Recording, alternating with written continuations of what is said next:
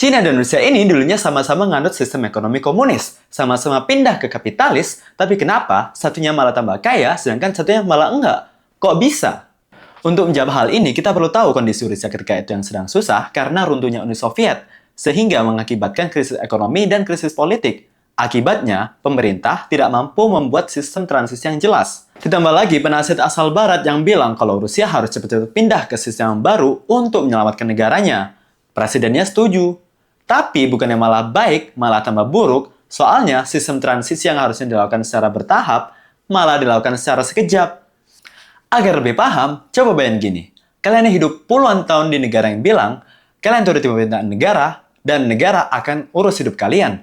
Tapi secara tiba-tiba negara bilang, haha, canda ya kemarin, sekarang kalian harus cari makanan sendiri. Apa nggak bingung? Hasilnya seperti yang kalian kira, masyarakat panik dan Rusia kacau. Akibatnya, 40% dari GDP hilang dan 4 juta orang meninggal dunia karena kelaparan. Hal ini berbeda total dengan Cina yang melakukannya secara bertahap. Karena Cina tidak mengalami hal sebrutal layaknya runtuhnya Uni Soviet. Akibatnya, pemerintah bisa menyusun strategi yang matang untuk berubah ke sistem ekonomi yang baru.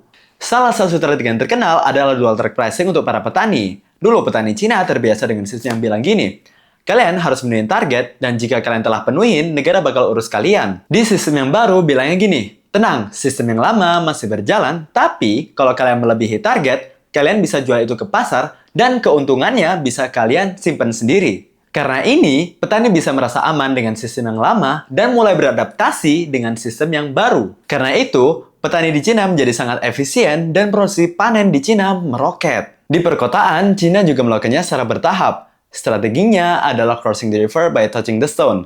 Maksudnya apa? Maksudnya adalah ketika Cina menyeberangi sungai untuk mencoba model ekonomi yang baru, dia nggak bakal tahu nih hal apa yang bakal terjadi. Otomatis dia bakal ngetes airnya dengan cara mencoba model ekonomi ini di beberapa kota. Dan dilihat kalau misal gagal, ya udah tarik kembali. Dan nggak masalah juga karena nggak satu negara yang gagal kan.